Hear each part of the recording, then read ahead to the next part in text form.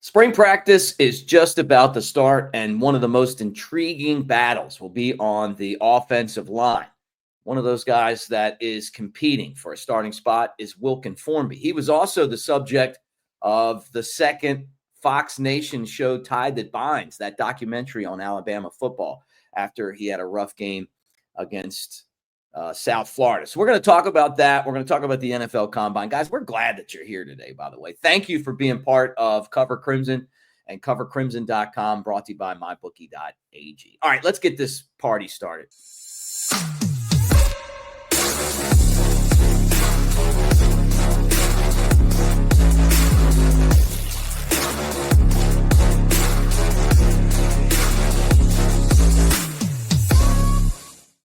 All right, the ominous music means that Clint Lamb's in the house. There he is from Cover Crimson and covercrimson.com. I'm Mick Gillispie. Thank you guys for being here, by the way. I'm in a hotel room, Clint. I'm going to tell you right now, I got a ghost lamp here. So if I get a little bit brighter or I dim a little bit, that's why. But good to see you, my friend. It was great hanging out with you yesterday. Let's talk about Wilkin Formby, because when I look at some of the really intriguing battles, the right tackle spot, you got two returners that can play that position. Obviously, Kadyn Proctor and then Wilkin Formby, and then five-star freshman Jackson Lloyd. Could he possibly get in the mix here? Yeah, tackle was one of the more intriguing battles. As spring practice gets closer and closer, 3 of the 5 spots are pretty much solidified: center, right guard, and left tackle. Left guard, you got a battle going on. Gino Vandermark, Cam Dewberry, Ola Salinen could get involved in that competition. Casey Poe, maybe a Will Sanders. I actually like him and his future. Michael Carroll being a true freshman, but an early enrollee. Micah DeBoer. Several different guys could get involved there. But the fact that you have a guy who played quite a bit in Gino Vandermark last year, and you have another experienced player in Cam Dewberry, I would actually say, replacing Tyler Booker is not going to be easy at all, but I feel like fans probably feel pretty good about that spot. Wilkin Formby is a returning player. He was battling it out last year, played quite a bit. Now Elijah Pritchett's gone, so the opportunity is there, but, it's possible that Michael Carroll could play right tackle. Like you said, Jackson Lloyd, Arkel Anugum from Ball State. He's a transfer, very raw. He could be in that competition. Kind of seems more like a developmental piece to me, but we'll have to see. I mean, I think he was told he would get an opportunity to compete. So Alabama needed more tackle depth, and they found it with him. It's determining who's going to end up being the starter. But right now, I would say it's Wilkin Formby's job to lose. In that Fox Nation documentary, The Tide That Binds, the second episode, it kind of focused on Kalen DeBoer. It focused on Kadyn Proctor and kind of his departure, and then kind of how he found his way back to Alabama. And then, of course, Wilkin Formby was the other one, through his relationship with Kadyn Proctor. I think that was a good transition for them. But then you started seeing, the poor performance against USF, the fact that he had a bunch of holding penalties. He was beat early, missed an assignment, kind of got nose over toes a little bit and got beat early. And I think that affected him mentally. But then just from kind of that point forward, it kind of focused on the criticism from fans and just how that can kind of affect players. And he said that it really didn't affect him personally. He just felt bad for his family, like his sister was at school and she's getting questions about it. And, some fans are telling him to go unalive himself, which is just, it's okay to be critical. And these kids, I mean, even though they're still somewhat kids, I mean, they are getting paid a lot of money. So I understand a fan's perspective where you want to be able to criticize a guy who's not getting the job done. But I think some fans take it way too far. I just don't think there's any reason for a guy, especially, I mean, you should never do it to anybody, but especially a guy who's part of your own program who, you kind of in some ways view his family, telling him to go unalive himself or, some of the things that people say is just too far. But I thought it was a good glimpse behind the scenes to get an idea of what that's like for the player. But Wilkin Formby is going to be a critical piece to Alabama's success in 2025, in my opinion, because I do think he's going to end up starting at right tackle. I do think he's going to be much improved, and Alabama needs him to be much improved. Yeah, look, it's tough business, man, and it's turned into a business. You're all getting paid now. I'm less sympathetic on the criticism because you've turned it into a business. But fans can be tough, man, and that's the other thing too. When you walk on the big stage, I mean, I know I'm digressing a little bit here, but it goes for our channel too. I mean, think about it. You cover Alabama football, you say something people don't like, we take the criticism. Best I ever saw at taking criticism was Brett, big sexy Elmo. I mean, he'd turn it around and laugh at himself, But it definitely is taxing. But these guys they're playing football at Alabama. They're making a bunch of money. Alabama football fans have a very high standard. That team last year didn't achieve that. But with all that said, I pull for him. I hope he gets it figured out. I really do. Here's the thing, and this is a good analogy. I always try to understand where people are coming from. Why do people do the things that they do? And one of the things with Alabama fans, there's no justification for some of the things that are said. I don't care how frustrated you are. I'm not going to try to justify it. It's not something that anyone should. But trying to understand, okay, how do those people reach that point? One time I heard one of the things that Apple has done to really kind of solidify their place in the marketplace is having Apple products tells others something about you. Like if you're at the airport and you've got a laptop and the Apple laptops, they have that really big bright Apple logo on the back of it. You can see other laptops, and if it's not an Apple, you'll have like a protector that will cover up the entire back. Typically, if it's an Apple, you want to show off that Apple logo because in your mind, it tells people something about you. Alabama football has kind of become that for a lot of fans, where it's like you're proud to feel like you're a part of something like the program and the successes that they've had. But it's like with anything else, when you feel like that it goes from being something that you're proud to be a part of to kind of being embarrassed to be a part of or whatever. It kind of does affect you mentally as well. I do think that fans, some people might say that that's too far, but I mean, I think we all know how passionate college football fans are. So, that's something that I do try to understand where people are coming from. I just don't think that kind of behavior is ever warranted. And you also got to understand, he's got a little sister, who's going to school and she's getting questions and stuff about it. And it's like, does she deserve all of that? I mean, you can say, okay, Formby's getting paid. His sister's not. And his sister's, she has no control over any of it. But, that's just part of it to an extent. I mean, I see both sides of that. I just wish we could be a little bit more constructive. Like on this show, we are going to criticize people. There's nothing wrong with saying Wilkin Formby played poorly. And there's nothing wrong with saying, I mean, he was a huge part in why the offense struggled and took so long to get going in that game. Or if they lose a game and it's someone's fault, it's okay to say, hey, they were a major reason why they lost that game. It's just getting the personal attacks that's like, I just don't feel like that's warranted. Some people will disagree. That's my opinion on it. Yeah, no, I'm with you on that. Like you can be civil, no matter what. I mean, and it's a small portion of the fans that kind of get like that. The loudest though. Yeah, right. I've never liked going to the games and hearing Alabama fans, get too personal. We've been there, done that. When these other schools come to town, you want them to leave saying, hey, we had a great time in Tuscaloosa. The Alabama fans were cool, and I've had some bad experiences going to games as a Bama fan on the road. I had to get a police escort to get into my seats when I was at a Tennessee game back when I was in college because they wouldn't move out of the way. They wouldn't move the little tiny bleacher seats. We got heckled really bad in that Brody Croyle 12 sack game, unmercifully, and I think the best juice I got chomped at in 2008 when we lost to the Gators.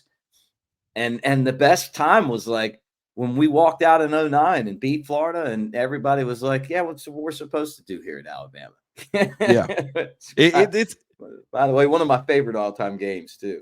It's not specific to Alabama fans. This is any fan in any sport because it's like I said, that fandom becomes a part of who you are. And I mean, anytime anybody's like, oh, who do you pull for? And you're like Alabama. There's like a sense of pride with that because they're a team that wins championships. They're a team that get stuff done. They do it the right way, and they've done it the right way for a very long time. And so when you Yeah. see them not doing it the right way, it's going to be a source of frustration and in some ways probably embarrassment. I understand it, like I said, but for that right tackle competition, Formby, to me, he played a lot better really after that game. You would see him come in, and over the course of the season, it's like he kind of started to platoon a little bit with Elijah Pritchett at times. He was one of those players that they really wanted to get in early and blow out wins, and go ahead and start getting him some added extra reps. And Right. they didn't chase Elijah Pritchett, and I think that was rather telling. I don't know that Elijah Pritchett would have been Alabama's starting right tackle in 2025 had he stuck around. The coaching staff likes Formby. He was still kind of green, didn't have a lot of experience. A lot of what USF was throwing at him as far as bringing the extra pressure off of his side, and it was those smaller, defensive backs and second level defenders that are fast, and just you expect them to be able to handle some of that stuff. But I also think schematically, Alabama can do a little bit more in those types of situations to protect their tackles, and I think that they will. But Wilkin Formby had a huge part in getting Kadyn Proctor back. And when he was at Iowa, he didn't really feel connected with any of his teammates. He was still talking to Wilkin pretty much every single day. And it was really that type of relationship that brought Kadyn Proctor back to Alabama. And where would Alabama be right now without Kadyn Proctor?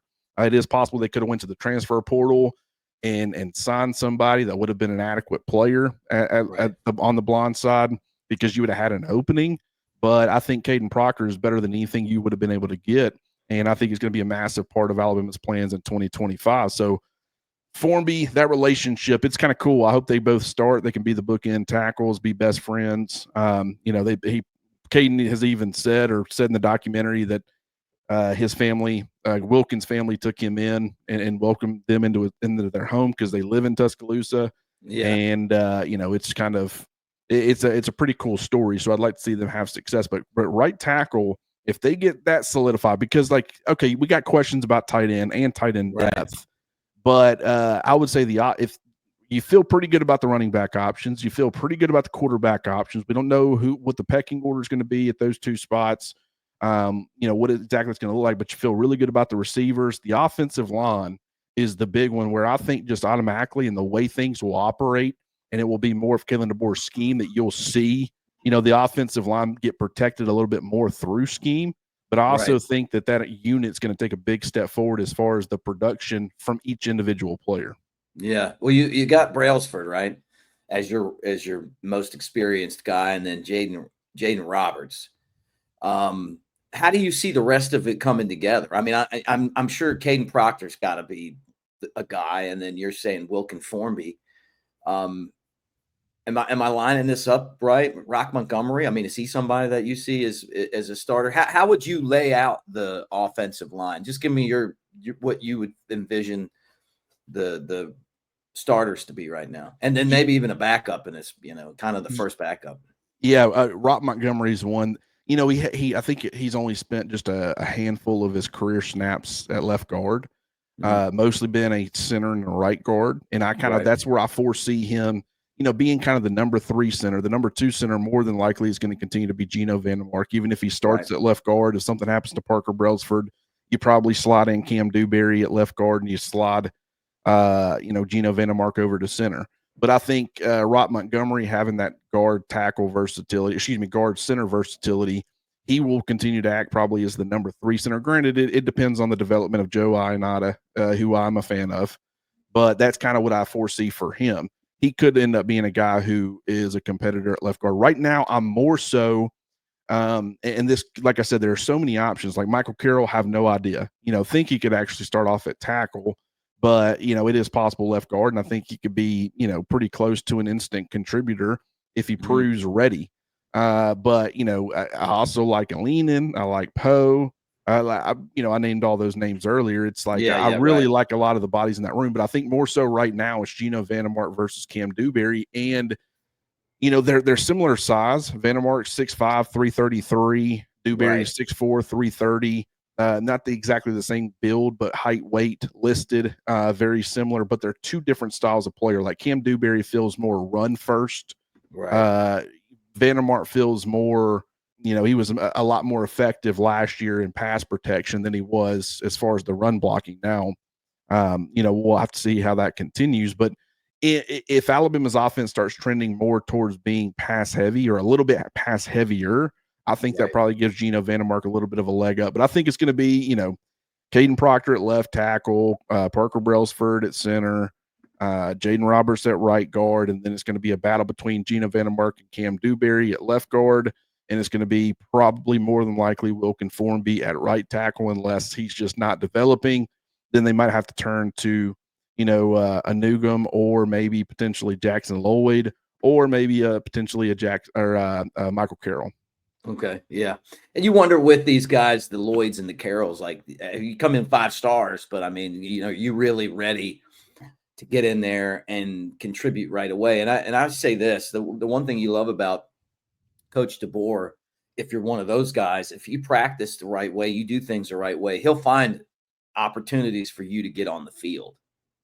Yeah, and it could be, he liked the idea of the rotation at right tackle last year. Once Wilkin Formby and Elijah Pritchett kind of started platooning a little bit, he thought it was beneficial for both guys. And I think moving forward, one of the big things is I really think they saw Wilkin as the future.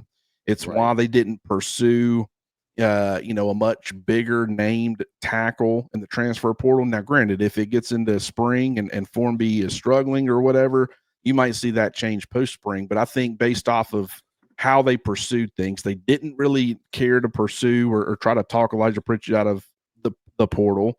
They didn't really pursue anybody in the portal as a major, this guy's definitely going to be your right tackle.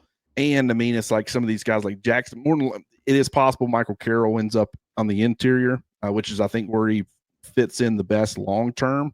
And a guy like Jackson Lloyd, even though I really, really think he's got a bright future in Tuscaloosa, especially in this Kalen DeBoer offense, because I think he's really athletic. He kind of feels like a guy who's probably going to take a little bit of time as far as the strength and conditioning program. So I wouldn't foresee him being like an immediate contributor. So it just, to me, all the signs point to Wilkin, and I expect him to take a big step forward. I think the coaching staff believes in him for sure. Yeah, going to be an interesting battle, but this is where Alabama can win or lose the season. And remember in Washington, they had the Joe Moore Award, and we haven't won a Joe Moore Award. Shank brought this up on the Elephant in the Room since 2015, right? So it's been a while. Yeah. Did that 2020 group win it? I don't remember. Yeah, they've had some good offensive lines, but the Joe Moore Award, sometimes it's like, I'm gonna pull that up. Maybe they did win in 2020. I think they did. They did win in 2020. They did. Well, yeah, but at the same time, it's been sort of 2020 is half a decade ago at this point. It's like 2015 and 2020. Yeah. And we haven't seen really 2020 is the last group that you really felt confident in. Granted, there was some preseason stuff where you feel like, big step forward. But especially Evan Neal 2023. Unbelievable. Well, and by that point, he went left guard, right tackle, left tackle. He was a guy who kind of moved around. And I kind of wonder if that's going to be the route that a Michael Carroll takes. Not that exact route, but I'm saying like he ends up being, if you can fit him in at right tackle, if for whatever reason Wilkin Formby struggles, you start him off there and then kind of you end up moving him inside later, or maybe he stays at tackle his entire career. I mean, I do feel really good about the future of a lot of those interior guys. I think they've recruited well. Micah DeBose is another one who, could end up playing tackle, but I more so see him on the interior long term. But yeah, it's going to be an interesting battle. The offensive line is one where it's like everybody says like quarterback and they're 100% correct. How does that improve? How do things look different? Certain things with the defense, maybe receivers, you got to get some more consistency there. How do you replace the tight ends? Can you get the run game going? The offensive line has a lot to do with a lot of that. If you can keep your quarterback protected, they're going to be more effective, more consistently. If you can create lanes for your running backs, you got talented guys who can get through those holes and make plays and make things happen. Receivers need a little bit of time to get a little bit of extra time to get open. The offensive line is key to everything. And I do think that they're going to take a step forward on that front. Yeah, it's like I said, when you win and lose. 2015, 2020, guess what Alabama did? Natty, and that Good offensive line is, based on, how you win. You win up front, you're going to win. You're going to give your quarterback more time. Your running backs are going to open up more holes. So hopefully this is the build of, the start of a build in that direction. Now, the NFL Combine's coming up. One of those guys that's going to be drafted is Tyler Booker, who is, I think, going to be the first Bama player taken off the board. Now, Jahad Campbell would love to be that guy. They're like, what's weird is every time you see like a box draft, they're always right next to each other. Have you noticed They that? are. Like, Yeah. I actually did notice that. The one I saw yesterday was like 18-19 or something. Or yeah. It's 17 and always 18. like that. Yeah. Well, I don't know why, but give us your thoughts on the combine. I mean, what does it mean for these Alabama players? I think it's important for some. It's not as important for others. What Tyler Booker, it is probably going to be pretty important. Granted, I would expect him to check all the boxes that he's going to need to check. Like, he's kind of a bigger guy, so kind of the scheme he played in Alabama, he can survive in that, and I think he proved that. But I think more so like a power-based scheme, if he can get some good times where a team can convince themselves, okay, I think he's got the versatility to not only survive but thrive in multiple schemes, then that will just make him all that much more appealing to pretty much every NFL team. But Jahad Campbell's a guy who I think is definitely going to show off his athleticism. I don't think anybody's really – he can hurt himself, but I don't think there's anything necessarily – and I mean, I guess maybe I could end up being wrong here, but there's nothing that he's going to do athletically that's really probably going to shock anybody, because everybody kind of views him – that's kind of his forte. Milroe and him throwing and the interviews and all that stuff, like, it's going to be absolutely huge for him. Things going live makes it more difficult, but he can do some things in this setting to really help himself. Like a Tim Smith is kind of viewed as to me, like an early day 3 guy. I think he plays in the NFL for a long time. I don't think he's ever going to be anything to write home about, but I could see him being a steady rotational piece. Can play in multiple fronts.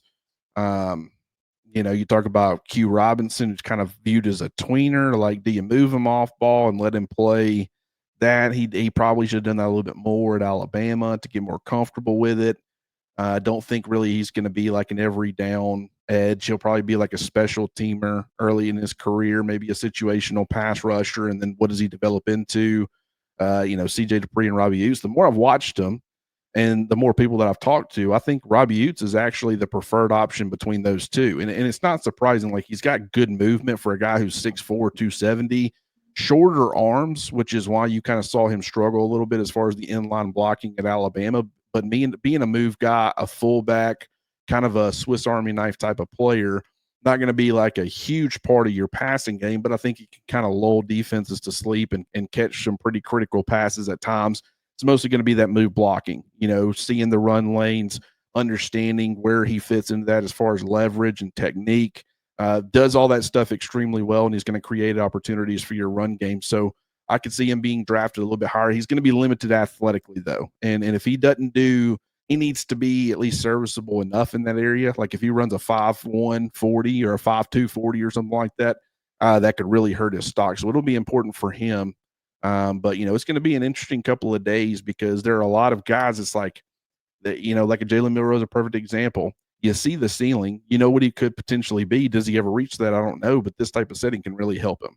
Well, practice in March. We only have one more day of March, by the way, Clint. One more day. I'm sorry, February. I'm freaking everybody out. February, short month, February. I wouldn't mind jumping through March. Let's just get that knocked out, man. The 8A game. Yeah, get closer to football season. The 8A practice. The 8A, whatever. What do you think about that? What's your? I didn't even ask you. I talked about it on my channel. Like, just what do you think about them gutting the 8A game? I honestly don't know what to make of it, because I don't know what they're going to replace it with. Right. Until I know. It was already kind of wasn't a game. Yeah. I think a lot of people were kind of disappointed in that, but I love those opportunities because it's like the only time you get to see certain players. You get to see kind of how the back half of your roster looks. A lot of people don't care about that. I've always been a fan of the preseason NFL games too, because I want to see, you know, how things are coming along at the back end, because that's your guys of tomorrow. So I view it a little bit differently, but I understand that the process can be unnecessary and kind of boring for some fans, but I'm not surprised by it. I did think that this year I was like, they're not going to, but I mean, at the same time, they were already changing it. So we'll have to wait and see what they change it to before I can pass any real sort of judgment. Before you have anything to say about it. Let's talk about covercrimson.com, man. Working hard.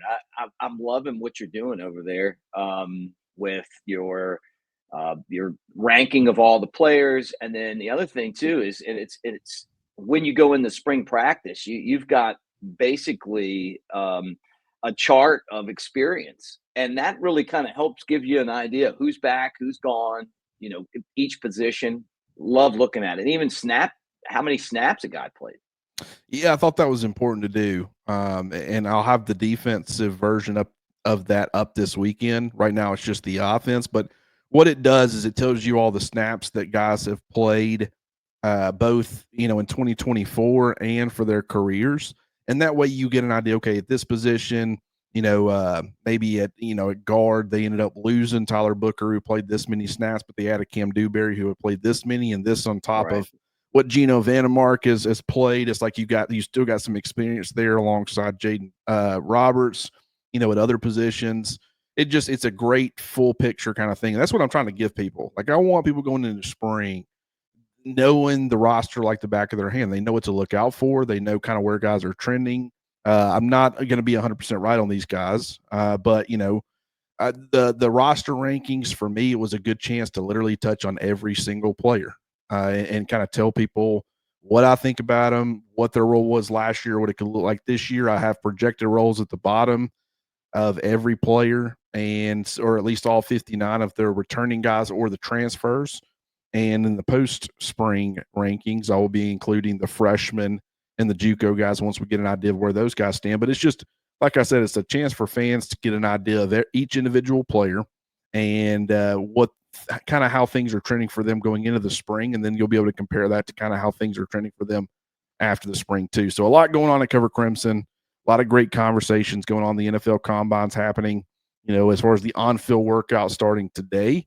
I'll be curious to see what that looks like for some of these Bama players. I'm sure we'll talk about it tomorrow.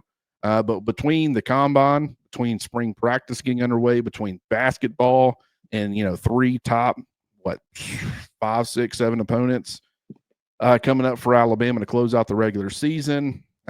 Just this documentary that's going on right now with Alabama, a lot to talk about. Great time to be a part of covercrimson.com and join in on those conversations. Yeah, definitely, man. I got the documentary is pretty cool, you know, and Nick Saban would have never given anybody access like that, but Kalen DeBoer did, and you know what? I've appreciated that part of him, the openness that he has as a coach. You know, hopefully that translates into some more wins this year. But all in all, as a person and as a guy that understands media, I think he's much different than Saban, who's the biggest name in college football media, by the way, and he was also the guy that was scared of media as a coach, you know, which is so weird when you think about it. Well, with Kalen DeBoer, just watching him in that documentary, watching him around his former players, like from Sioux Falls, like he brought a lot of those guys in. You know, some of those cats were wearing Alabama gear, was really cool. And just kind of him maintaining those relationships, it makes you feel good about where Alabama players who are playing right now, where they'll be. You know, if Kalen DeBoer continues to be the coach in 10 years, that you know that there will still be a relationship there and he'll welcome them with open arms and all that stuff. But just watching him, he is so far from polished. It is insane. But I think that is part of his appeal, is it's all genuine. Like, it kind of seems like at times he gets a little nervous or he doesn't really know what to do. And that's everybody. I mean, that's your average person. Nick Saban was always like very calculated, and he could go and step in front of 10 million people and just it wouldn't affect him even a little bit. You know, it's like he's talking to Miss Terry, just doesn't care either way. But that's not, that's not typical. And just, I think his genuineness comes through his imperfections, I guess. And so I've really enjoyed kind of getting to what I feel like know him a little bit better through this documentary. Like that second episode did focus on him a lot. I think other fans are connecting with that too. And I think that's one of the big things that recruits connect to. They feel a genuineness with him, and they feel like he's very authentic. And I think that benefits him, and I think it benefits Alabama. Yeah, no doubt about it. New elephant in the room dropped last night. Bama and Bourbon with LT and Aaron Suttles. That's out there. Obviously, us every single day.